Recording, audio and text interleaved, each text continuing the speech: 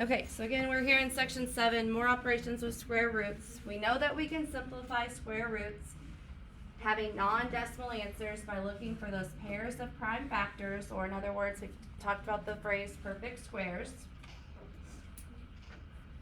And we were using the ladder method to find those prime factors. And we could rewrite the original number as a product of the factors. So if we were to ladder 75 over here, 2 doesn't go in, does 3? Yeah. Gives us 25. 3 doesn't go into 25, so we jump to 5. 5 goes in 5 times, left us with 5. We don't have to draw the bottom rung because we are at 1. So our factors here, okay, we have 2 5s times 3. We know that we can pull or separate those out, right? So the square root of 5 squared is simplified to 5 square root of 3. There, square root of 75 is equivalent to there, right? But what if we want to now look at multiplying square roots and dividing square roots? What are the rules? What can we do? What's legal? The good news is it's going to be very similar to the things that you've already seen with fractions and being able to kind of cross cancel some things, okay? So looking at example number 1, 5 times the square root of 3. There might be a problem when we go to work with our special right triangles where 5 is a side length, okay? And the rule is to multiply by the square root of 3. Well, 5 and square root of 3 would be considered not like terms. Your answer would stay 5 square root of 3, okay? But if your original side was square root of 2, okay, or the original side was square root of 8, and you needed to multiply by square root of 2, we can combine 2 square roots, okay? So you just go ahead and multiply the numbers underneath. 2 times 8 is 16, so now we have square root of 16. Do you think we should leave that answer? No, we want to keep working through. We're either going to get here, what did we get? We got a perfect square. Square root of 16 is 4. And so that is the benefit of combining all like terms as we're working through these problems, because we might be able to end with a problem that doesn't have a square root at all, that started with it, okay? Example 3, we have like what we might call a coefficient, 4 and 3. Those would be our like terms, okay? And then the square root of 2 and the square root of 5 would be our like terms. So 4 times 3 is 12. And then the square root of 2 and square root of 5, let's multiply those together. 5 times 2, 10. Now right here, you could ask yourself, are there any perfect squares? If I was to ladder 10, would that help me? No, I'd be left with a 2 and a 5 as my prime factors. That's simplest terms. Sometimes, again, after you combine, we might want to ladder, okay? Number 4, pretty basic example, but I just want to remind you, if you have a fraction times a number, we still want to put that number over 1. Right? If I'm going to take the square root of 3 divided by 2 times 2, the best thing to do here is put this over 1 and see what could simplify. If you write that out, usually put your constants out front. So we have the square root of 2 times the square root of 3 over 2. We can cancel like cross-canceling fractions. 2 divided by 2 is 1. Our final answer here is the square root of 3. If you want to cancel here in the beginning, you recognize this is numerator, this is denominator, and you want to slash it right away, that's fine. Just go ahead and write your answer as the square root of 3. Okay?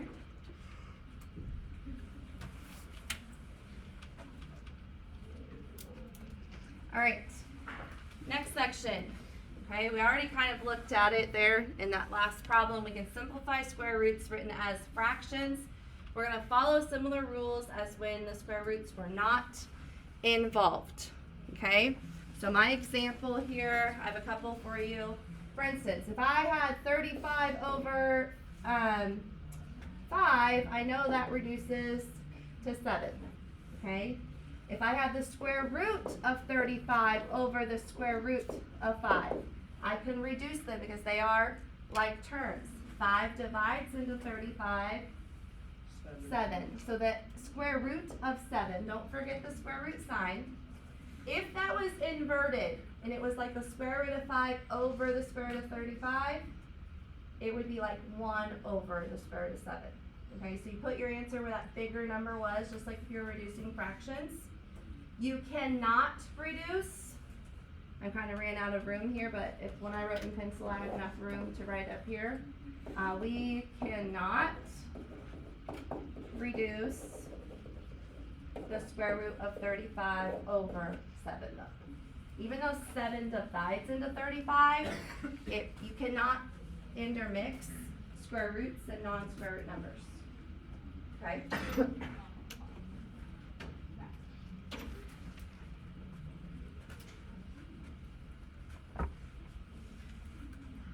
Sometimes it's beneficial to reduce first, but I want to clarify this giant square root sign on example 5 means that it is the square root of 30 over the square root of 5. Okay? Now 5 did go into 30. Okay, so you could have skipped rewriting it like this if you would have. That would have been fine, and you could have just wrote like 5 went into 36 times, okay, and then your answer would have just been the square root of 6, just like, sorry, my calibration's off a little bit, just like if you rewrite it here. Now on number 6, 5 and 64 don't reduce, so you must rewrite it as the square root of 5 over the square root of 64 and see, can I reduce anything, apply the ladder, so on and so forth. And what can we do here? We can't do anything with the square root of 5, but do we know what the square root of 64 is? It's 8. And so we're going to have the final answer as square root of 5 over 8.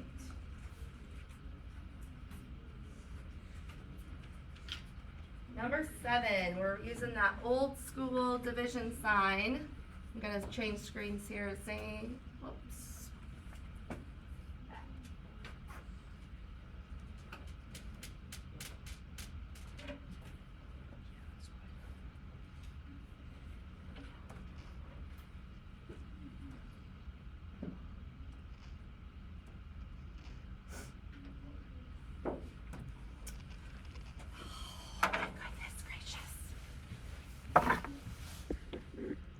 I don't know why the right side of that screen is not calibrated, or the left side, I should say.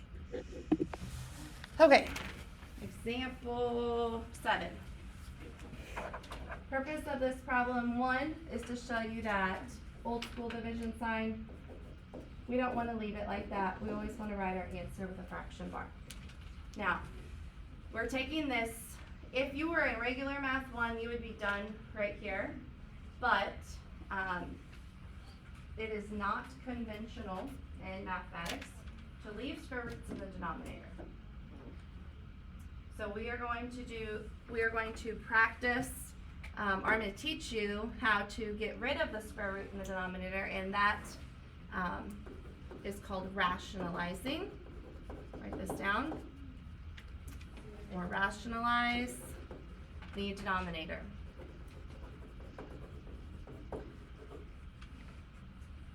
So rationalizing the denominator is not leaving a square root in the denominator, okay? It's a pretty simple step or process. Sometimes it's one step. Sometimes you get to cancel some things after you do this one step, okay? So, to get rid of the square root of 3, like we need to do legal operations. When we're solving, we would maybe multiply both sides of the equal sign by something, or add the same number to both sides. When you are working with fractions, You needed to add fractions that didn't have a common denominator. You couldn't just change the denominator, you also had to change the numerator. That's what this is going to be like, okay? So what you're going to do, whatever square root is in the denominator, you're going to multiply the denominator and the numerator times that number, okay? So the square root of 3 is the denominator. I'm going to multiply the bottom by square root of 3 and the top by the square root of 3. And that is a legal process. We are not changing the value of this problem because if I only had square root of 3 over square root of 3, what would that reduce to? 1. So in essence, I'm really just multiplying this by 1, okay? But in a different format so that we can get rid of the square root in the denominator, okay? Now, we're going to multiply straight across, okay? When you take two square roots times each other, they are identical. Earlier, what happened? Square root of 3 times the square root of 3. What did we get? We got the square root of 9. 3 times 3 is 9. What we're creating is a problem where we can get rid of the square root sign because now the square root of 9 is 3. Okay? In the numerator, square root of 5 times the square root of 3 is square root of 15. Okay? So that is your final answer after you rationalize by getting rid of the square root in the denominator. We're gonna throw in a couple extra examples of that here in a couple minutes, okay? So, example number 8, again, is just another problem where we have this old school division sign. We want to make sure that we are copacetic with realizing that this is the same thing. It's equivalent. We want to write it as a fraction. What is the square root of 36? 6. And now that our square root is gone, we can keep going. 6 over 2 is 3. Okay? So these problems are going to go really fast. The notes are kind of long just because I have to show you all the different types. My intent with examples 9 through 16 is to give you about 3 minutes to do as much of them as you can based on what everything we've already done. Should we do the extra problem? Let's do a couple of the extras for rationalizing. So I have 3 extra examples for you right now, okay? Just find some empty space before we start examples 9 through 16 where you can, they're not going to take up very much room, just honestly you could just put them directly below the 5 through 8 section if you have some empty space there, okay? So the first example is, what if when you get all the way done, the problem looks like this. 7 over square root of 2. The simplifying is done other than the fact is we have a red flag because we have a square root in the denominator. Okay? So to get rid of the square root of 2 in the denominator, what did we say we would need to multiply by? Square root of 2, top and bottom. Okay? And if you want to write that work out, so be it. Okay? 7 times the square root of 2 on the top. And then in the bottom, you really have square root of 4, but we know the square root of 4 is 2. So I don't show this step. I jump straight to there. Like I know the square root of 2 times the square root of 2 is just going to be 2. Okay? Let's look at another one. 10 over the square root of 2. How would we rationalize that? Times the square root of 2 over square root of 2. What are we going to get in the denominator? 2. Numerator. 10 square root of 2. Is there anything else we can do now? Yes, we could cancel this 2 into the 10. 2 goes into 10 how many times? 5. The square root of 2 stays. So there, when we rationalized, we were able to get rid of the denominator completely. Alright? Let's try one more.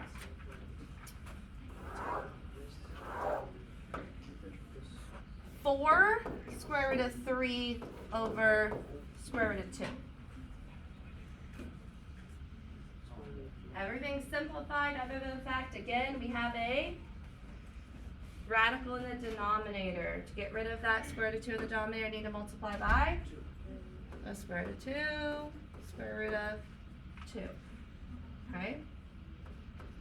Working our way across, what's the denominator going to turn into? 2. Up top, what would we get? Say that again? 4 square root of 6. Good. Now the square root of 6 can't reduce, but okay, that 2 can go into the 4 2 times. Okay? Alright, now take 3 minutes and try 9 through 16. And I will give you a hint. There are 2 questions that you will be able to ladder on to simplify. There will be 2 questions where you can use the ladder on the last step.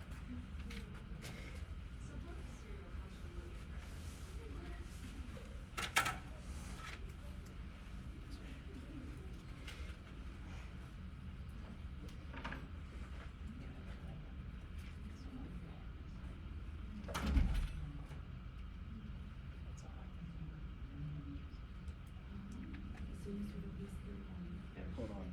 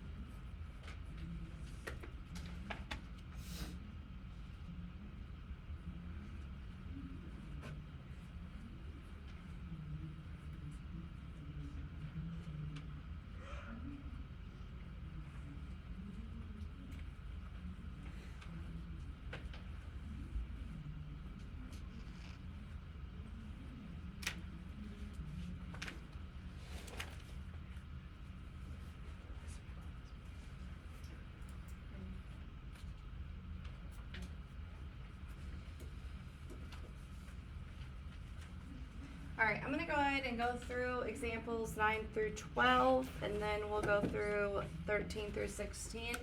Most of you are done with this first row here. So again here, this division we want to write as a fraction. So then we know that the square root of 15 over the square root of 3 can simplify to the square root of 5. Okay? Now, if you don't realize that 3 goes into 15 and then you rationalize, you will 4 steps later, you'll get to the square root of 5. But so it's always good to reduce first. What? Oh man, what's your problem say? 5 divided by square root example 11's. Oh, yes. Sorry, your packet I printed before. So what does your number 5 say, or 9? 5 divided by square root of 3. Okay. Alright, so we can't reduce other than rationalizing. That's what I'm saying. Okay, and now we have 5 square root of 3 over 3.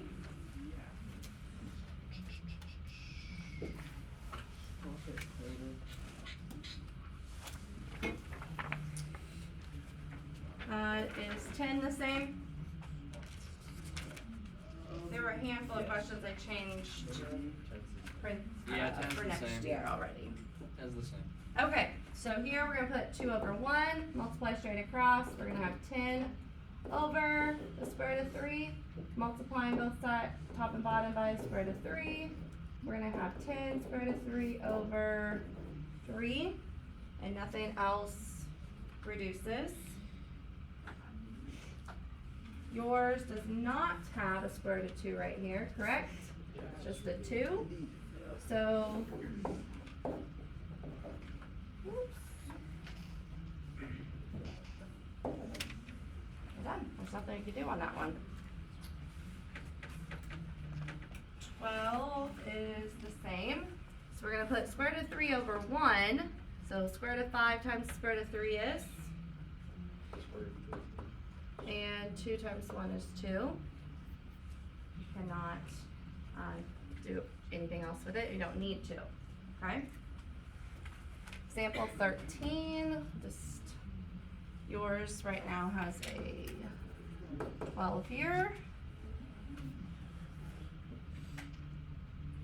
And yours is a 20 there. Everything else is the same. Do we need time to try those, or should we go through them? Okay. So 12 times the square root of 3. Nothing that we can do with that one. And that is going to happen sometimes when we're going into our lesson next time. Sometimes there isn't anything to simplify. You can't reduce down to 4 times. So this is not the square root of 12, it's just a 12. If it was the square root of 12, yes, you would ladder the 12. So earlier when I said there were 2 problems you could ladder on, I misspoke. I think there's only going to be 1. All right, on number 14, the square root of 10 over the square root of 2 simplifies square root of 5, and we don't have to rationalize. 15, when we write it as a fraction, we realize that we do need to rationalize. We're going to multiply top and bottom by square root of 3.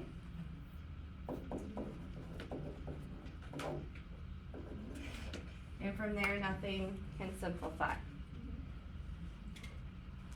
All right, 16. Square root of 12 times the square root of 2.